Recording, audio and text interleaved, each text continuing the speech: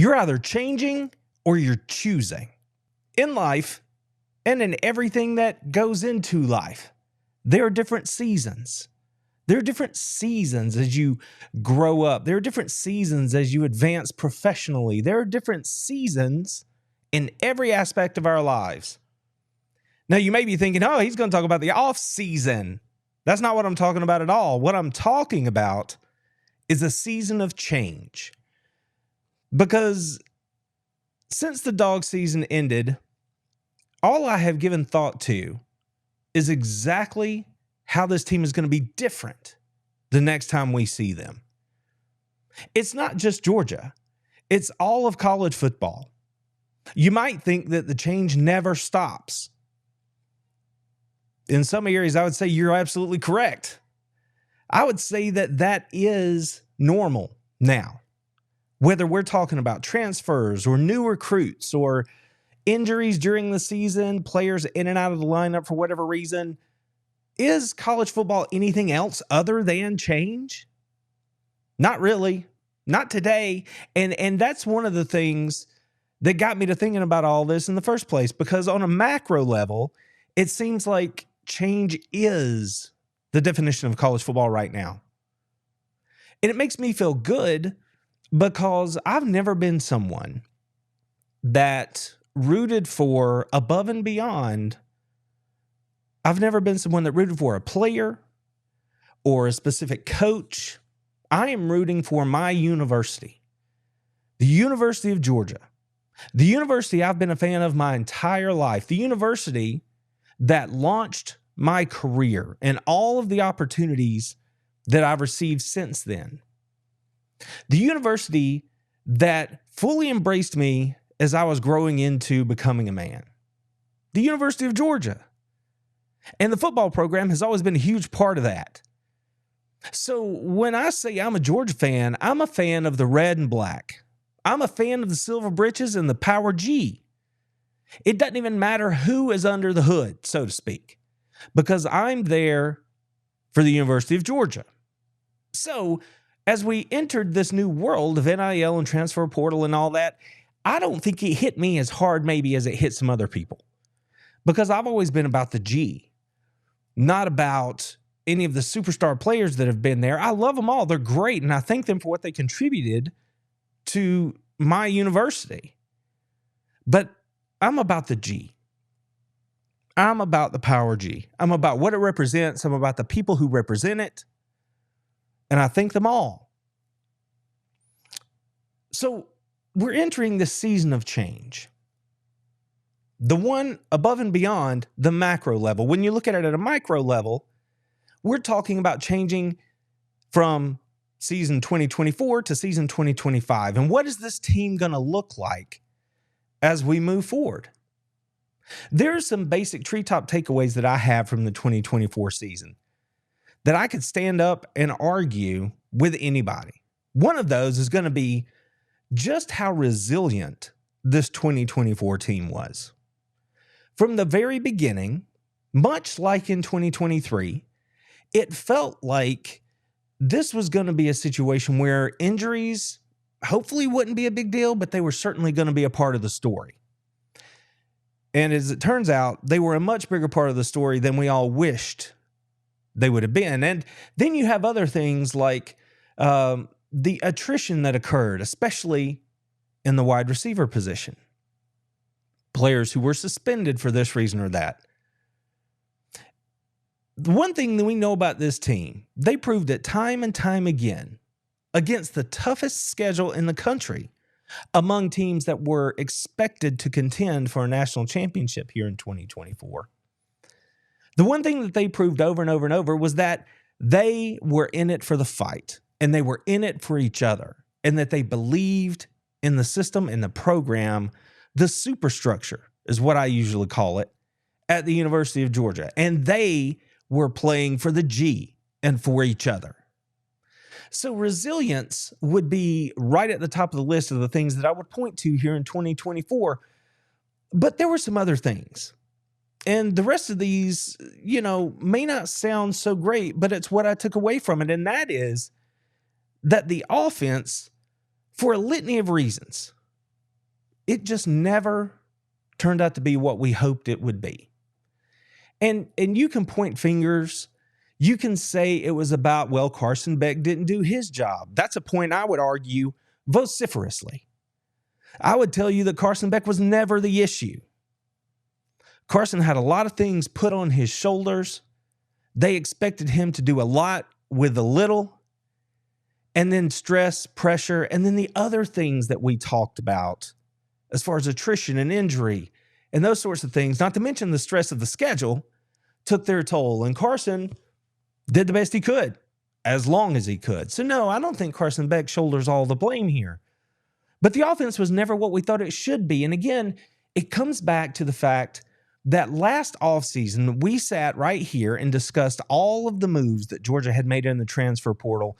And the year before, the same, all the moves that Georgia had made in the transfer portal, trying to address specific needs to make the program better, to make the team better.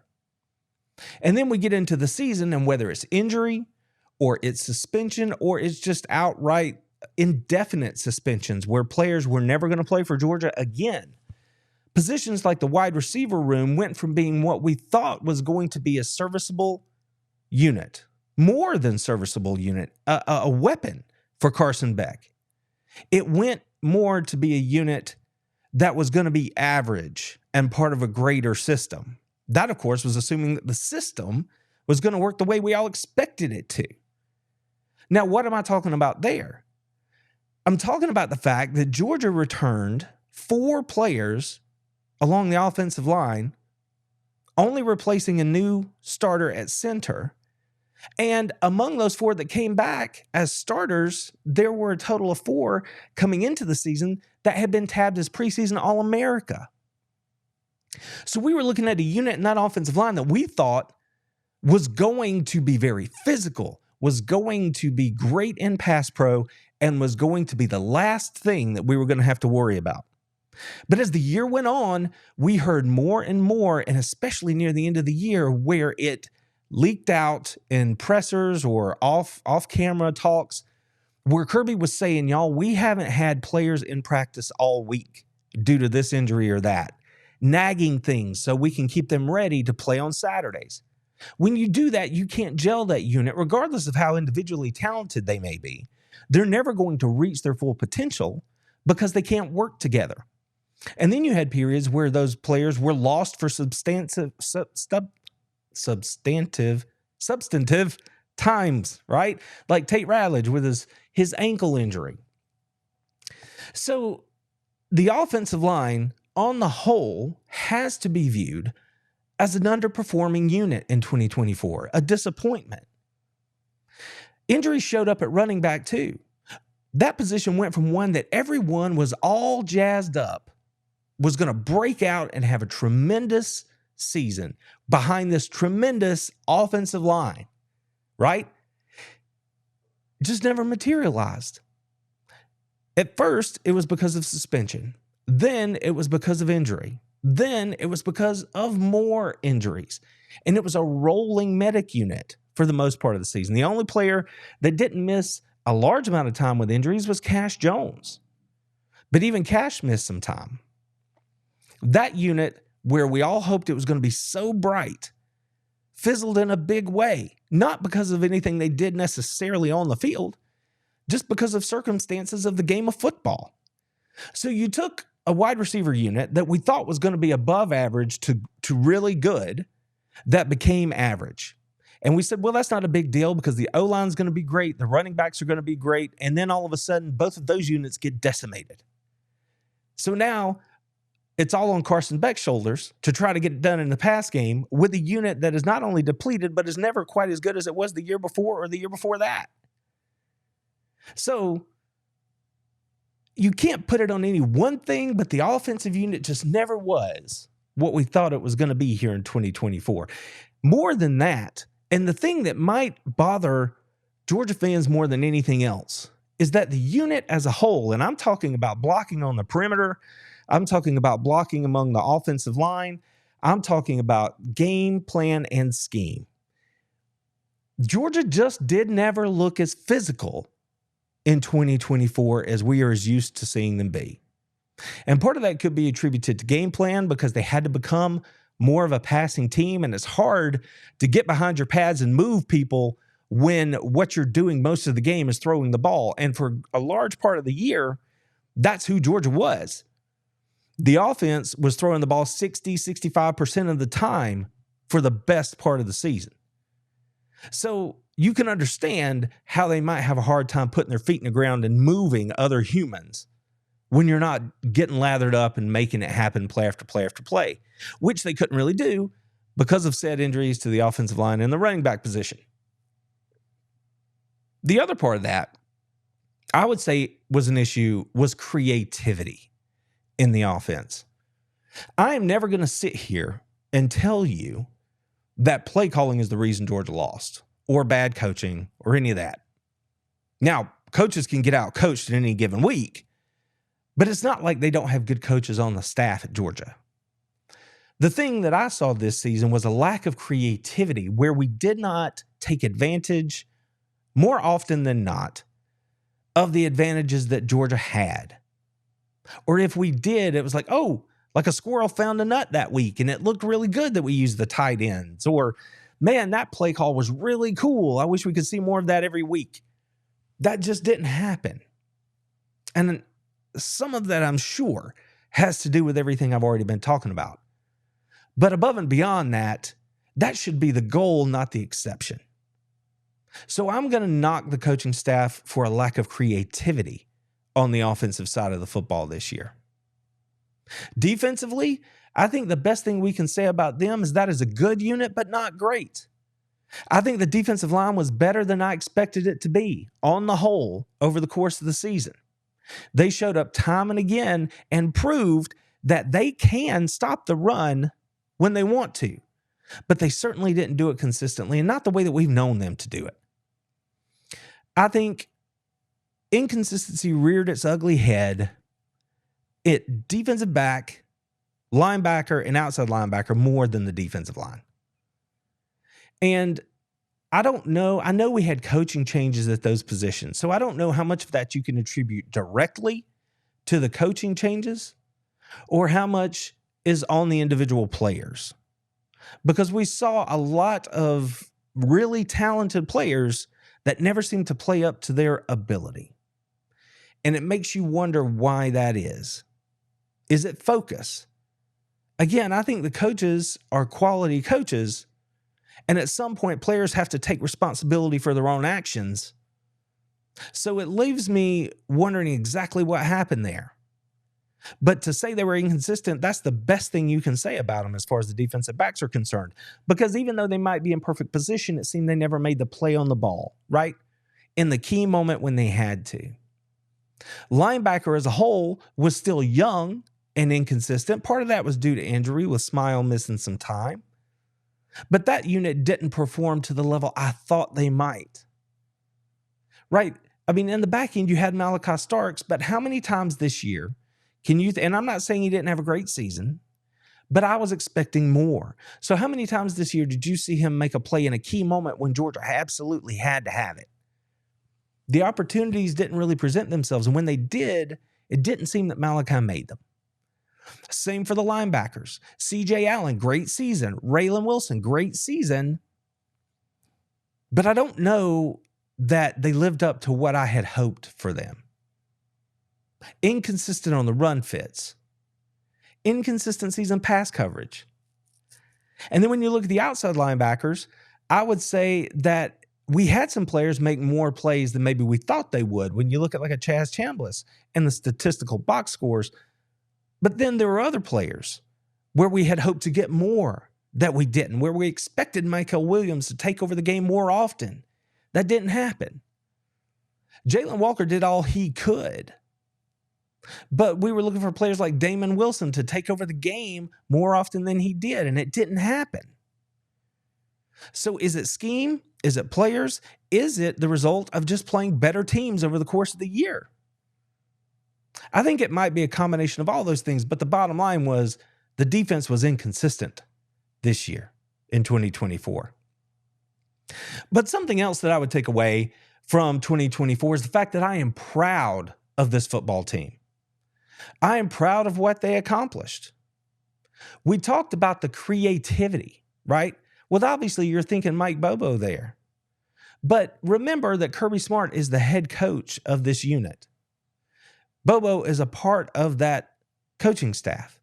Glenn Schumann is a part of that coaching staff if you turn it around. And on the whole, I am proud of this entire football team, and I'm proud of the work that the coaching staff did, because they took all of these inconsistencies that we were talking about and worked and coached this team through to a championship level. Kirby Smart has said it time and time and time again that the way he judges his teams is, did we get the most out of this team that we possibly could? I think when you look at 2024, as much as it pains us as fans to think, yeah, we couldn't win the national title or we didn't win the bowl game in the playoff, but could they have? Given the injury situation and all those sorts of things, did Kirby and his staff get the most out of this team they possibly could? Maybe. I would probably lean more toward that than the fact that they failed because they didn't win the national championship. Because, friends, if you win a conference title, it's not a bad season. You did not have a bad year. You are a champion. And I sat in front of the camera and posted on my social media back in the summer that I didn't think Georgia was actually going to win the national title this year. And I went through why back then. And then I tried to follow this team through the year and piece together all the positive things they were doing and call a spade when it didn't look right. But in the back of my mind, I never actually thought they were going to be able to finish. And if they did, it would be an overwhelming accomplishment for this coaching staff and these players. This team, time and time again, proved their championship mettle. They proved that they have the heart of a champion. And that is why I'm proud of them. That is why when I think of the 2024 team, the first thing I'm going to think of is the fact that they were champions. Regardless of what it looked getting there, they were champions. And I've said it over and over and over that football is not Xbox. You have to deal with what you've got and you have to do the best you can. And this coaching staff and these players did enough to be able to call themselves Southeastern Conference champions in 2024. So yeah, I'm proud of this unit, and that's how I'm going to walk away from 2024. But of course, right after 2024, we're back into that season of change. Change is the one consistent. That means that the transfer portal was going to open up right after the SEC championship. And of course, there are people moving all over the nation. Of course, Georgia's going to lose players in the transfer portal. They do every year. I'm not sure what the total count is now. I think it's maybe 14 or 15 at the current moment that have gone into the portal, and that window's closed as far as departures are concerned for Georgia. So they're not going to lose anyone else in this window. But there are still plenty of players in the portal that Georgia might be able to go get if they wanted to. So there can be some additions at this point, but there will not be any more subtractions for the current roster until the spring window. But the one thing that's certain here is that change is going to be a part of it. New players are coming in. New recruits are coming in. The portal taketh and giveth. And we just have to sit back and watch it all happen. So you can't get too riled up about it in the moment. I think right now, Georgia has something like the 42nd ranked transfer portal class here in 2024.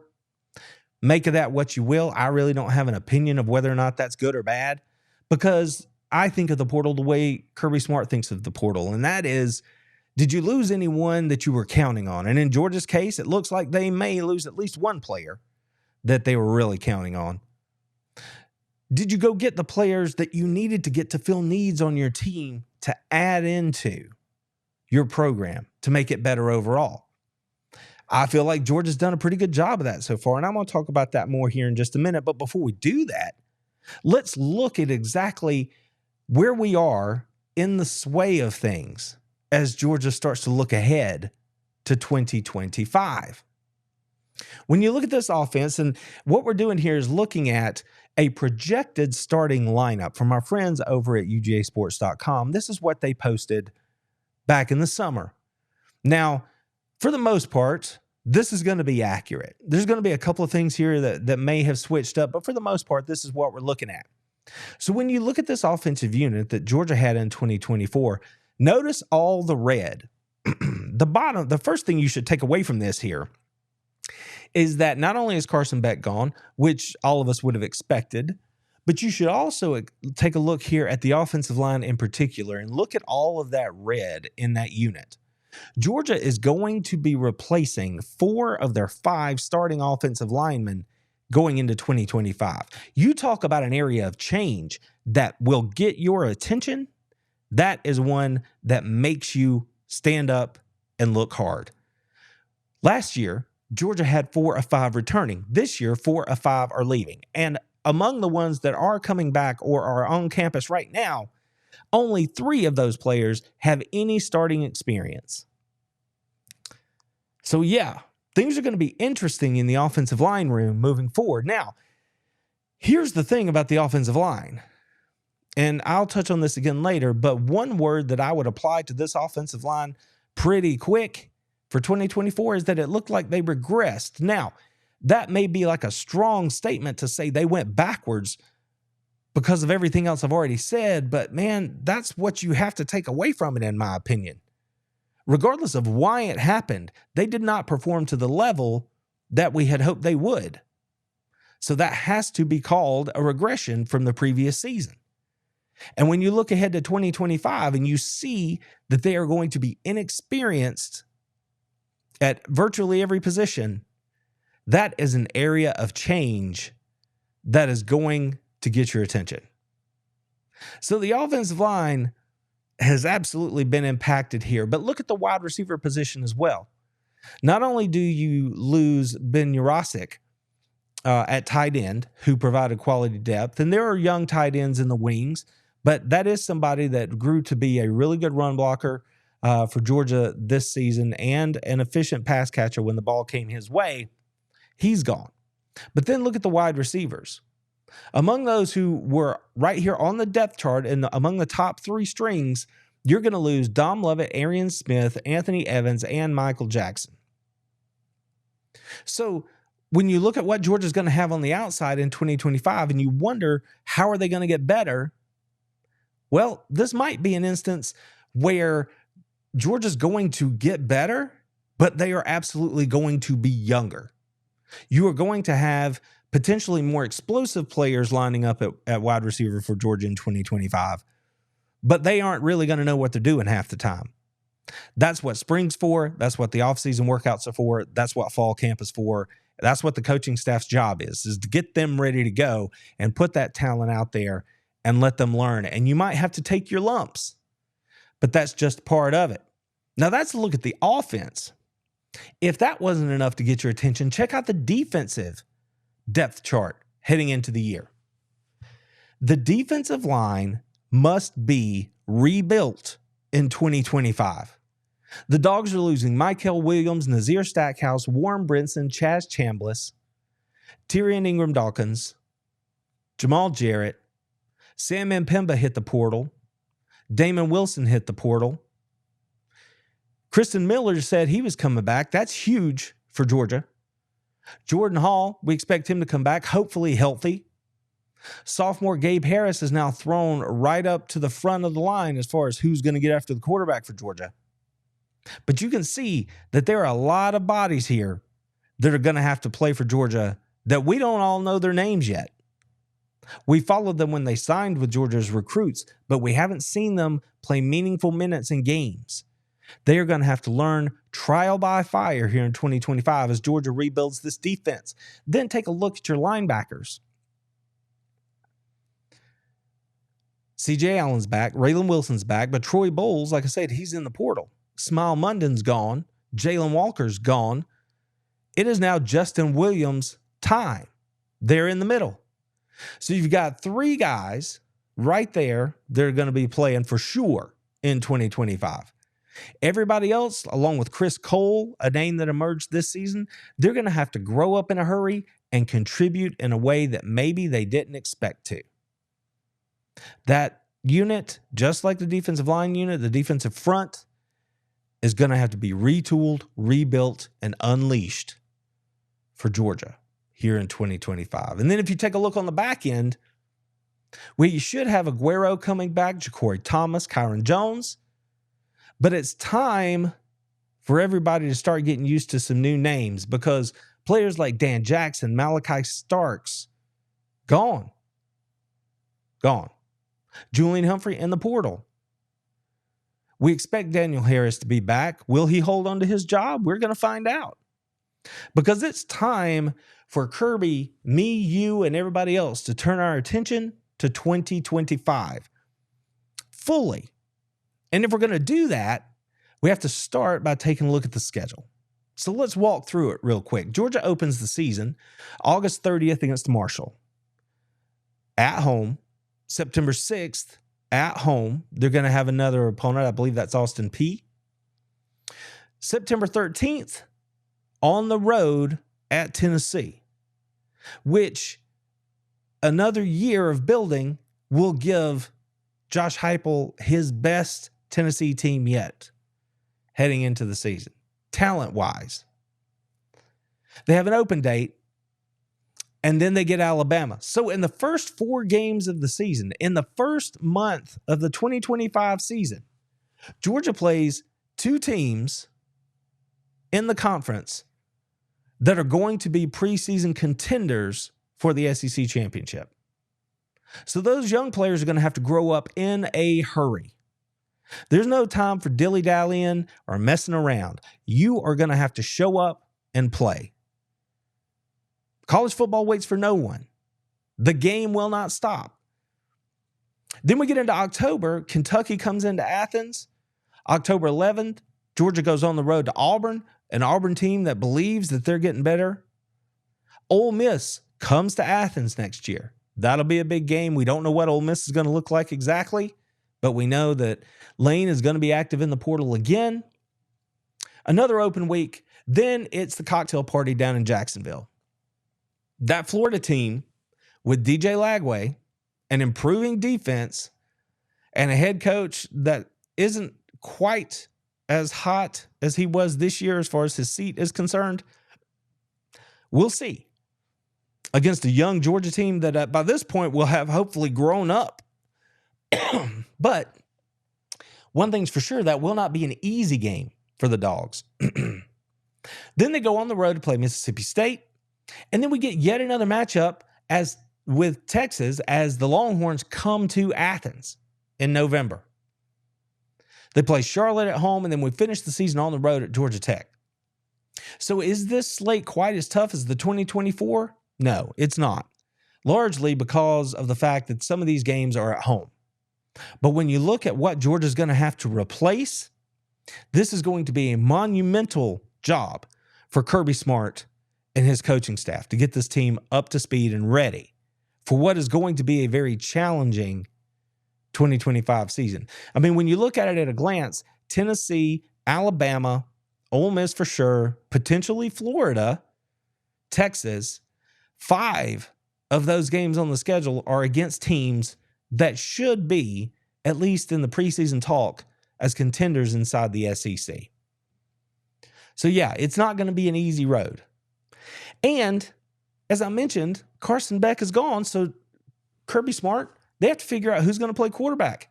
You might think that's done, dusted, and settled because Gunnar Stockton went out there and threw for almost 250 yards against one of the best defenses in the country in the Sugar Bowl. Georgia made the mistakes and lost that game, but Gunnar represented himself pretty well. The team loves him. You got to think that going into spring, he's going to be the guy that's going to be QB1 based on what we know right now. So that's all fine and good, but he's still got to go prove it. He has to continue to get better. Will Mike Bobo still be the offensive coordinator for the Dogs as we head into spring practice? I don't know. There are a lot of people who are thinking that maybe Kirby doesn't have to outright get rid of Mike Bobo. Maybe he moves him back to, like in a, where they help with the offense, right? Maybe more of a Will Muschamp 2024 role for Mike Bobo in 2025. Maybe that's what you do, but you maybe go get somebody else. We don't know the answer to that question right now. So not only could the Dogs be replacing a brand new quarterback, say this cat, Ryan Puglisi, say he wins the job in spring. Say something happens and Gunnar gets hurt, and now Puglisi's the guy moving into the season. Not only are you going to have a brand new starting quarterback who's never gone through a regular season in the SEC, but you could potentially have a new offensive coordinator trying to install and adapt to his new personnel.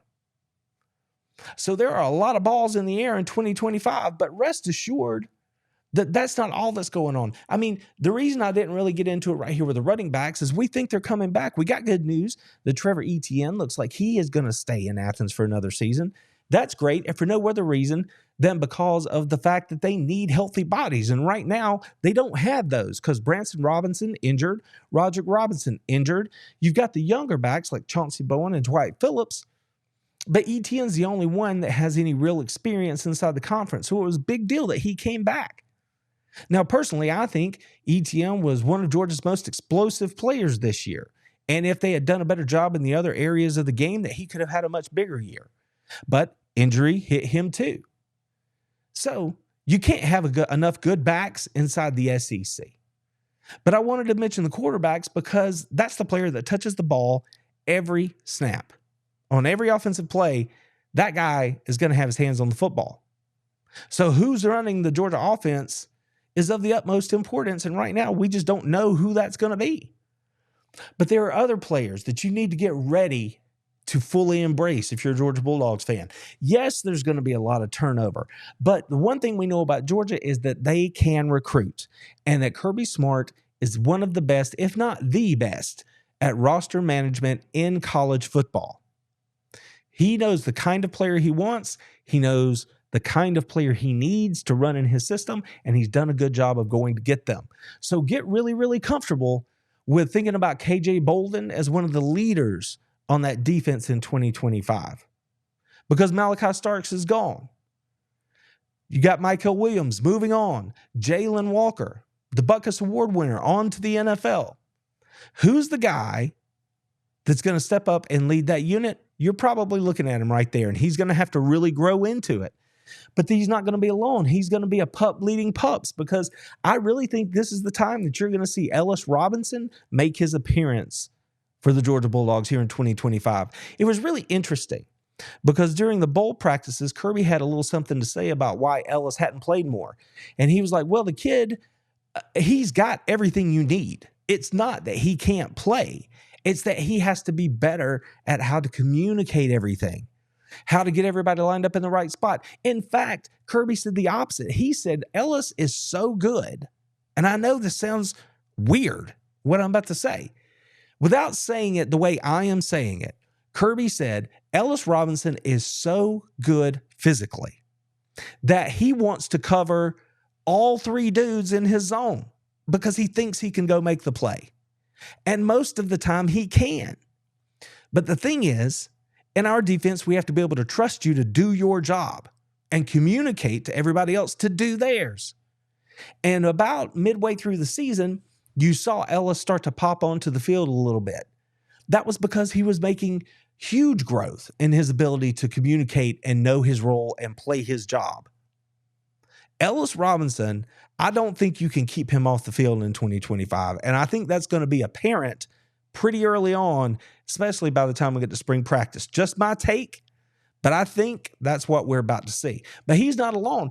There's another cat. Every time I saw Kirby Smart talking to Ellis Robinson this year on the sideline during the game, there was another dude glued to his hip. They were together like this. This guy right here, DeMello Jones, who is nothing but a straight dog, down South Georgia boy, playmaker, was standing right there with Ellis Robinson every time Kirby was coaching him up on the sideline. I think DeMello Jones is another cat that you're going to see make himself known in 2025. Could be in the special teams game because he's a hell of a player once the ball is in his hands, but he might just work his way onto the field in the star role or one of those other positions where they rotate through and they start to move people, because KJ played a little bit in that star role too. You move him down, maybe, you have DeMello play a corner or something. Maybe Aguero moves back to safety. There's a bunch of things that can happen right there. But I just don't think that you're going to be able to keep DeMello Jones off the field in 2025. That's the way I see it. And then we look at guys who are going to have to play. Guys like Gabe Harris, highly recruited player as a pass rusher off the edge. Big body, very athletic, made some plays this year for Georgia. But he didn't have as many opportunities because he had better players in front of him. He was more of a role player. Well, now that Damon Wilson has decided to enter the portal, the Dogs have lost Jalen Walker, Michael Williams, Chaz Chambliss to graduation and or the NFL. This dude is the first dude that you're going to look at as somebody who can get after the passer for Georgia in 2025. Hopefully he's ready. Hopefully he's ready to step right up and take on that challenge, because that's what he's going to need. That's what we as Dog fans need him to do. Physically grow into it and turn it on. Because right now, like I said, they're going to have to build that entire front seven as far as the defense is concerned. So get ready to get comfortable talking about Gabe Harris, because he's going to have to play for Georgia. And there will be other new faces that I'm not going to talk about tonight, but this is a season of change for sure. Now, back to the wide receivers.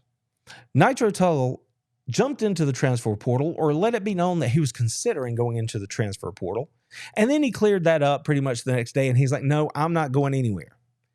And then after Kirby Smart lost his father, we saw players like Nitro Tuggle, like Sokovie White, go to social media and profess their support for their head coach. This is a young man that has the talent to go anywhere he wanted to go. He has opted to stay at Georgia and appears to be fully bought in. And I told you what was going on at the wide receiver position on the offensive side of the football for Georgia. This is the kind of time where a player like Nitro Tuggle is going to have to play. We need him to be everything that he is supposed to be, everything that we believe he is. Smooth, sure-handed playmaker who's got that dog in him. That's what we need him to be, because the Dogs need those guys out on the outside that when they get the ball, the first thing they're thinking about doing is putting it in the end zone. Not running out of bounds, not just getting enough for the first down, not shying away from contact, but making a man miss and putting it in the end zone. We need a guy like a Ladd McConkey, like a Brock Bowers, because when you've got true dogs like James Cook, that's what they do. They seek out the goal line. Every play they're trying to score. That's what we need Nitro Tuggle to be. The jury is still out, literally, on Colby Young, but there's a chance that he could be coming back as well. So yeah, there are a lot of questions at wide receiver for Georgia right now, but there are also potential answers already on the roster. And Colby Young is one of those that we just don't know about right yet. But if he's back, he's an automatic difference maker for the University of Georgia at wide receiver. Big body, great ball skills. A player that Georgia really, really needs if they're going to achieve all that they can in 25. A player like Colby Young has experience.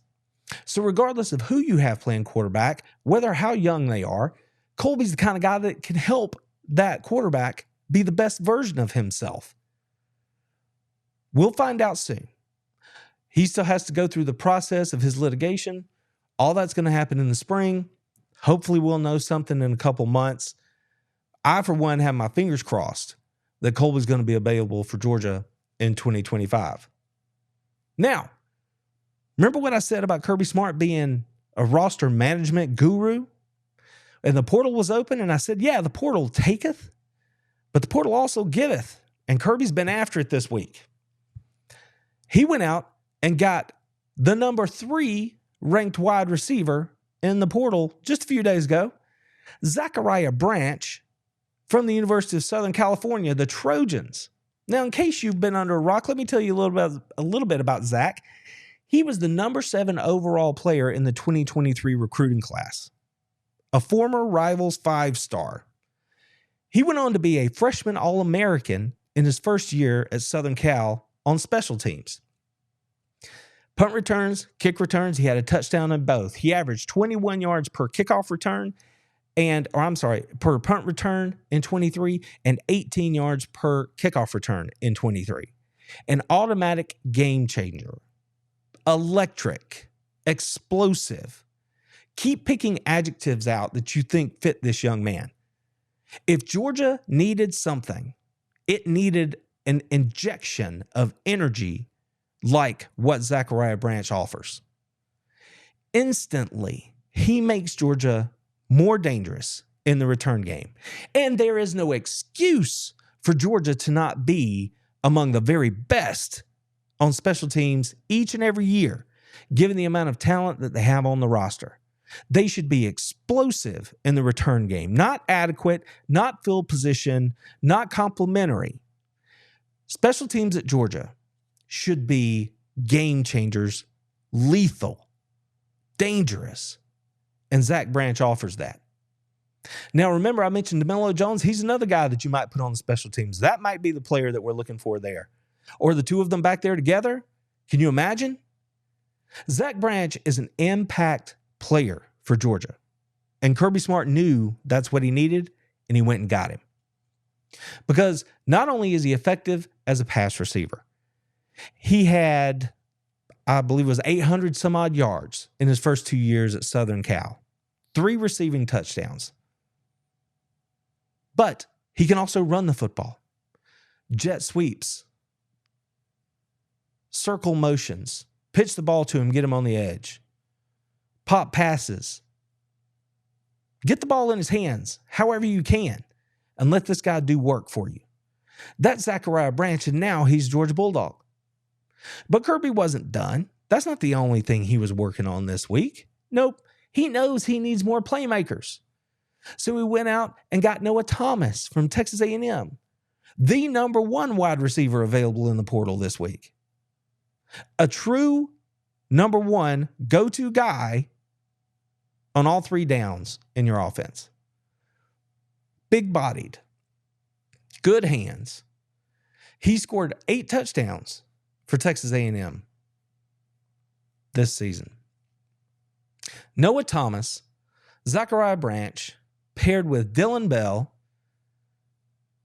Nitro Tuggle, Sokovie White, you can see that they're pulling it together on the offensive side to get weapons out there. Whoever's playing quarterback, they're going to have the ability to find a target down the field. If Georgia could ever get healthy at running back, you can see that there's true potential there. But that brings us right back to that offensive line and the fact that they're going to have to grow up in a hurry, and they're going to have to gel, and they're going to have to show us. Because right now, it's all up in the air. But the potential is there for this 25 unit. But one thing's for sure, the coaches have their work cut out for them. And don't forget, not only is Kirby doing work in the portal, not only are there already players on the roster from past recruiting classes that we expect to make a big impact, but remember that when you look at who's coming in this class, you've got players like Mason Short along the offensive line, Juan Gaston along the offensive line, pass catchers like Ethan Barber in this class. And you might be thinking, well, Randy, these are freshmen. But the way college football works right now is that every year Georgia is turning over like 50% plus of their roster. So these young men are coming expecting to have to play early. It's the coach's job to get them ready to go. Same for Cortez Smith along the offensive line. Quality player, has to be in there, earning his reps, getting ready to go early. Then you have players like Elias Williams. He is sort of like Darnell Washington, not in that he is a 280-pound offensive tackle lining up at tight end, in that he is one of one. He's 6'7", 240 pounds at tight end. But the Dogs have already told him, we're not just going to play you at tight end. You might play in the slot. You might play out wide. He's a mismatch the minute he steps on the field. He's got great speed, and he is absolutely going to be a player that Georgia's going to look at using early in 2025. We will find out exactly how much as the season goes along, but don't think that he is not being targeted as somebody who can contribute immediately. But there are more freshmen out here that the Dogs are going to have to lean on. C.J. Wiley at wide receiver, 4-star. Already, you have to think, because of his skill set, is going to get every opportunity to contribute early and often in the 2025 campaign for the Dogs. Landon Rowland, simply because of his speed, could be a kid that gets on the field early for the Dogs at wide receiver or in the special teams game. You have Elijah Griffin. Defensive line could be the best player in the country that's not a quarterback as far as the ratings are concerned. And then you've got Isaiah Gibson. I was talking about pass rush earlier. Another guy that physically could get on the field as a freshman. He's going to have to learn what to do. It's going to be challenging, but he could be a guy that proves he's ready early. And then you've got the 5-star wide receiver, Talon Taylor, who is also going to get a look out there. So in terms of roster management and knowing it's going to be difficult, but also doing the things necessary to make it happen, Kirby Smart is getting the job done as the Dogs look to 2025. There are huge questions, especially along that defensive front. But when you've got potentially the number one player in the country that's not a quarterback, and you have to make that because, again, the quarterback touches the ball on every play. But when you've got an every down player coming in as a true freshman who could be ready to contribute, a player like Elijah Griffin, you have to believe that the coaching staff knows that they need them to play and that they're going to do everything that they can to get them ready. And I keep going back to the coaching staff because the bottom line is, regardless of how great Kirby is in terms of roster management and building his roster, the impacts of what is happening in college football right now are the same for him as they are for everybody else. He has the same hurdles that every other team across the country has. Now, you might say, first world problems, right? I mean, he was in the college football playoff this year. Woe is Kirby and the Bulldogs. That's not what I'm saying. I'm just saying that just because your name is Kirby Smart and just because you wear the red and black and wear the Power G, you don't get to skip past the things that make college football challenging. And 2025 is going to be challenging for Georgia. The schedule is difficult, and they are going to be really, really young. But see, here's the thing. Kirby has to adjust. College football waits for no man. Certainly waits for no head coach. And the thing about college football right now is there are pressures everywhere. With more money comes more stress, more pressure, more responsibility. But Kirby knows that. The thing about his team specifically is that when you look at the offensive line and the wide receiver position, they regressed in 2024, regardless of why. Kirby knows that too. And the things he's doing right now to address it show you that he knows that. Recruiting, NIL, portal, they all add stressors and challenges to every college football team. Georgia is not exempt, but Kirby will continue to recruit the very best high school players in the nation to try to build his roster out and develop a culture of we are better together than we are separate. That's not going to change. He knows the secret. The secret is the players, and he's going to continue to try to get the very best players possible. NIL, Georgia is not a school like, I don't know, Southern Cal, Texas, Oregon, right? Unlimited NIL funds. That's not how Georgia gets down. But they will be competitive.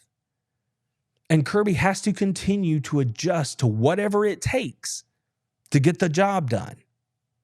This is a zero-sum game for Georgia and Kirby Smart.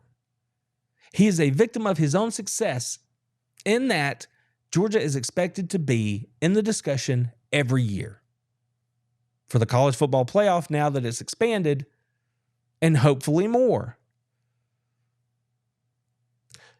Kirby must fully embrace whatever his identity is going to be on offense moving forward. 3 years ago, 4 years ago, the one thing you knew about Georgia football is they were going to punch you in the face. They were going to run the football when they wanted to. And they were, by good golly, not going to let you run the football. You knew it. And they had the players to make that happen. This past season, as I mentioned earlier, for most of the year, Georgia was a 60% plus passing offense that doesn't exactly scream physicality. Over the last couple of seasons, we've seen the defense give up incrementally more yardage in the run game. It doesn't mean that you can't still be a great defensive unit, but it is not what we have come to expect from Georgia and Kirby Smart. Fair or not, that's the truth. So Kirby, right now, more than at any other time during his tenure at Georgia, has to choose, and he has to make an adjustment and fully embrace whatever his identity is going to be, both as a football team as a whole and specifically on offense. He has to choose. The best thing here might be new blood at the offensive coordinator position. I don't know that, but I don't get paid to know that. Kirby knows that. He knows what he wants it to be. If he's going to run it, then really get into it. Let's be a running team. If you're going to throw it with all these new weapons that you went out there and got, then by golly, let Gunner or Ryan or whoever's taking snaps for Georgia in 2025 put the ball in the air. Embrace it. If you want to go get those top flight receivers, you have to show them why. You have to show them why they should come to Georgia. If you want to get that top tier running back, you have to show them that you're going to put a line in front of them that's going to road grade, move people, and get the job done on the ground. A good coach adjusts to the skills of his players. I know Kirby Smart is a good coach. I believe he's a great coach. I'm not telling him anything he doesn't know. But it is insanely interesting to think about what Georgia's going to look like as this thing moves forward into 2025. How is it going to look different? What are the changes going to be? We are all going to find out together whether or not Kirby's going to unleash his playmakers that he is out there trying to bring into the fold each and every day. Offensively, defensively. If you're going to go get these great players, scheme them up and turn them loose. That's what I'm saying heading into 2025. I loved the 2024 season because it is what football is. You never exactly knew the result. It was never boring. And I really am proud of how my team went out there and fought week after week on their way to becoming champions of the SEC. As I sit here following a loss that, well, nobody ever likes to lose, but coming off that loss and looking ahead to spring and fall and the 2025 season, I am very excited because, again, I'm going to get to see football the way I think football works. You have to make changes. You have to adjust. You have to coach. And then you have to try to get the best out of your players, and hopefully that's good enough to get you the championships. Hopefully that's good enough to take you where you want to be. But it's not a foregone conclusion, and that's what makes it interesting. That's what makes it great. I'm looking forward to the 2025 season because I support my university. I support the red and black, the silver britches, and the Power G. And regardless whoever puts on that helmet and runs out there later this year, I'm going to be right there behind them, cheering them on.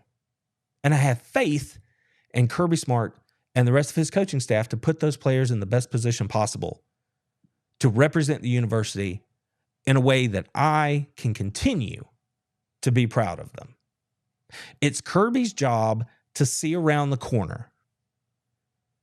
I just can't wait to see what he sees and where he leads us. 2025 is going to be a year of change for the University of Georgia football team. Top to bottom, across the roster, it's not going to look the way it looked in 2024. And I am very, very excited to see what lies ahead.